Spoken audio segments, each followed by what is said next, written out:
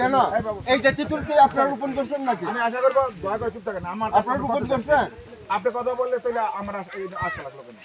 দয়া করে চুপ থাকেন। আমি তো আপনার কথা বলতেছি, উভয়ের কথা বলছি। গ্রামের অশিক্ষিত অসহায় অসচেতন দেখে এটা 2 একর বিক্রি করে আপনারা 4 একর করে বিক্রি করছে। প্রমাণ আছে আপনাদের? কোন গ্রামের সিগনেচার দেওয়ার প্রমাণ আছে? সাক্ষী গ্রামবাসীর কোন ত্রিপুরা আপনি সাক্ষী দেখাতে পারবেন? দেখাতে পারবেন? গ্রামবাসী যে বিক্রি করছে একটা প্রমাণ দেখাতে পারবেন? যদি সাক্ষী বাহারি একটা প্রমাণ দেখাতে পারেন তাহলে আপনি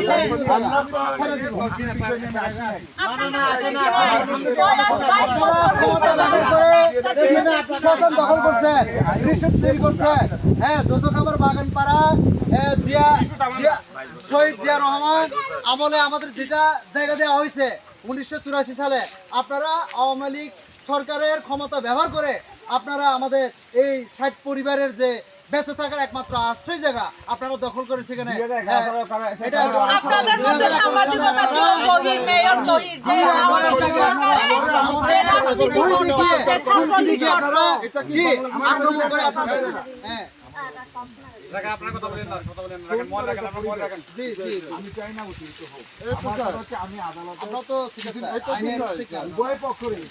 আদালতের নির্দেশনা আমি শোনাইতে আসছি।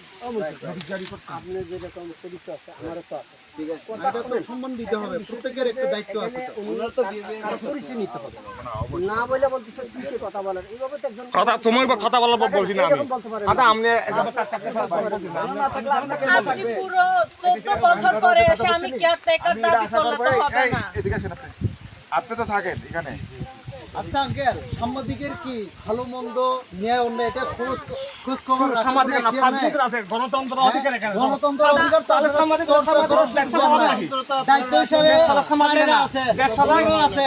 আপনারা কিন্তু গণতন্ত্রটাকে খর্ব করতেছেন। আপনি যদি ভালো থাকেন আমি করতেছেন আপনারা যে আওয়ামী লীগ আমলে যে ক্ষমতা দেখাইছেন আপনারা ওইটা আমার মামা শুনে এটা আমার মামা আমার মামা এটা মনে করে এটা আমার করতে দিই আপনারা ক্ষমতা দেখাইেন না ভাই, আমাদেরকে মাথা গুজানো জায়গাটা আপনারা ব্যবস্থা করেন। আপনারা ক্ষমতা দেখেন না।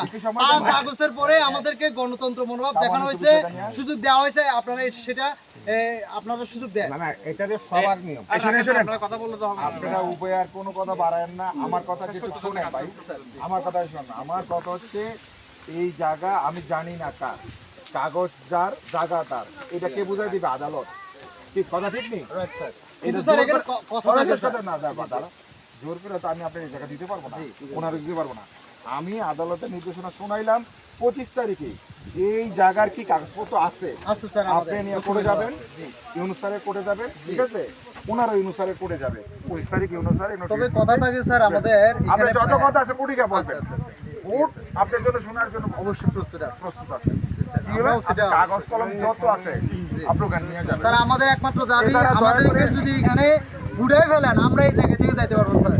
কারণ হচ্ছে আমাদের এখানে বাপ দাদা 40 বছরের যে ইতিহাস, আগে ওনারা আওয়ামী লীগ সরকার আমাদেরকে নির্যাতন করছে, আমাদেরকে মেরে ফেললেও আমরা আদালত যদি রায় দেয় আমাদেরকে এখানে চলে যাওয়ার জন্য আমরা এখানে আমরা এটা পরের বিষয় দাদা, এটা হলো পরের বিষয়। জি জি এটা কিন্তু আমার এখন যে আদালতের নির্দেশনা আপনি ঠিক আছে তো আমি যেটা বুঝতে পারছেন, কারণ ওনারা কাগজপত্র প্রুফ করাইতে পারবেন। কারণ হচ্ছে ওনারা আমাদের মা বাবাদের সাথে বেইমানি করে জায়গাটা ওনারা দখল করে নিচ্ছে। সেটাই আপনারা মানে আদালত আপনাদের আমরা এটা মাননীয় স্বরাষ্ট্রমন্ত্রী প্রধানমন্ত্রী থেকে শুরু করে যারা প্রশাসনের দায়িত্বে আছেন, সংবাদকর্মী যারা আছেন, মানবাধিকার কর্মী যারা আছেন, আপনাদের কাছে আমরা সুস্থ দাবি রাখি যেন এই মামলাটা যাতে সুন্দর একটা বিচারের মধ্যে আসি।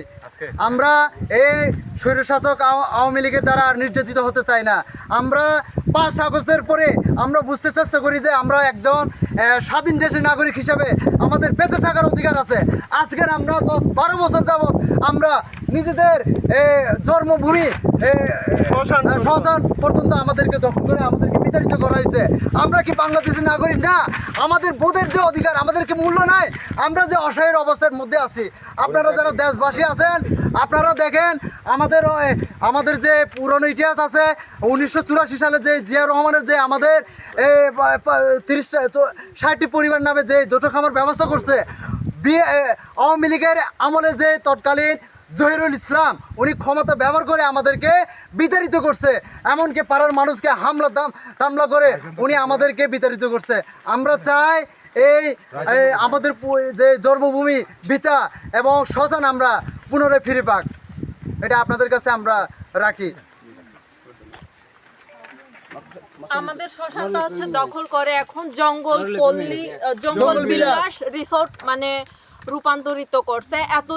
আজকে এসে হচ্ছে যে কতগুলা মানুষ মানে ওরা কেয়ারটেকার হিসেবে হচ্ছে দাবি করছে। আমরা 22টা বছর ধরে আমি এখানে কাউকে দেখি নাই যে একজন ব্যক্তি ছাড়া, সেও মাঝে মাঝে আসে বা আসে না এরকমই, কিন্তু ওরা মানে তার মানে ওদের দায়িত্বগুলা হচ্ছে ওরা মানে পালন না করে, হয়তো অবৈধভাবে হচ্ছে সে হয়তো বেতন নিয়ে খায় ওইরকমই। আজকে হঠাৎ করে এসে সে বলতেছে আমি এখানে কেয়ারটেকার হুমকি দিচ্ছে আমাদেরকে। তুমি অনেক কিছু এই তো স্যার, আসলে আমাদেরকে প্রথম দিক দিয়ে আমি সবাইকে নমস্কার জানাই যে আমাদের যে আমল থেকে শুরু করে 84 আমাদেরকে আর্মি নিয়ে আসা হয়েছে এখানে। আমাদেরকে পূর্ণবাসিত 60টি পরিবার যৌথ খামার বাগানপাড়া নামক তারা কি প্রতিষ্ঠিত জিয়াউর রহমান আমাদের দান করে গেছে, যে আমাদের অসহায় থেকে আমাদের জীবিকা নির্বাহ করে আমরা জুম চাষ করে আমরা অন্তত পক্ষে বেশ কিছু করতে না পারলেও অন্তত পক্ষে আমরা জুম চাষ করে অন্তত জীবিকা নির্বাহ জীবন ধারণ করার জন্য আমাদের শহীদ প্রেসিডেন্ট জিয়াউর রহমান আমাদেরকে দান করে গেছে। এখন যা দান করার মাধ্যমে বাবারা অশিক্ষিত, হ্যাঁ ঠিক আছে, আমি এক পর্যায়ে সত্যিকারে বলবো বাবা বিক্রি করে গেছে 2 একর, এখন লিখে নিচ্ছে 4.5 একর, এবং তার সাথে সাথে শ্মশান পর্যন্ত, শ্মশান যেখানে মৃত্যু হয়, অনেক কবর এখানে বর্তমানে কবর খুললে হাড় থেকে শুরু করে বিভিন্ন পাওয়া যাবে। এটা একদম নিশ্চিত থেকে 100 থেকে 1000% গ্যারান্টি দিয়ে বলবো, যদি মিথ্যে হয় তাহলে আমি কেন সম্পূর্ণ এখানে যা আছে আমি ত্যাগ করে যাব। যদি সেখানে কবর হয়ে থাকে, সেখানে কবর দেয়া হয়ে যদি থাকে তাহলে অন্তত পক্ষে জঙ্গল বিলাস না, আমাদের শ্মশান আমাদেরকে ছেড়ে দেওয়া হোক। এভাবে নির্যাতন করা ভালো না। এই যে দেখেন আমাদের নিজস্ব লাগানো এই নারকেল থেকে শুরু করে তেঁতুল গাছ থেকে শুরু করে এই যে ফল ফ্রুট, এটা কি তাদের লাগানো 2-1 বছর কি এভাবে হয়? এবং আমাদেরকে আমরা এখান থেকে যখন ছোটো ছিলাম তখন লেখাপড়াতে ছিলাম, বাবারা কিন্তু অশিক্ষিত, তারা কি লিখে নিচ্ছে কি দিচ্ছে কি না দিচ্ছে তারা বুঝে না, বরঞ্চ এইভাবে 2 একরের মধ্যে যদি 4.5 একর লিখে নেয়, বরঞ্চ আমরা করি নাই, প্রতারণা করছে যারা প্রকৃত। আবার আমাদেরকে যে পাড়া থেকে উচ্ছেদের মাধ্যমে যে হুমকি দুমকি, আজকে দেখেন ওই যে প্রদীপ্তি সহ সাংবাদিক খগের সহ অন্যরকম মানে পিটানো হয়েছিল, সাংবাদিক কিন্তু রেহাই পাই নাই। আমরা কেন? আমরা তো সাধারণত জঙ্গলে বসবাস করি, যেখানে টাউনে বসবাস করছিল, যে ভালো মন্দ রিপোর্ট করার তাদের ক্ষমতা আছে, তাদেরকে পর্যন্ত মারধর করে এবং থানায় শপথ করা হয়েছিল। বরঞ্চ এখান থেকে মুক্ত পেতে চায় সুপ্রিয় দেশবাসী, শান্তিপ্রিয়বাসী, অন্তত আমাদেরকে শান্তি দানের জন্য বাধ্য করা।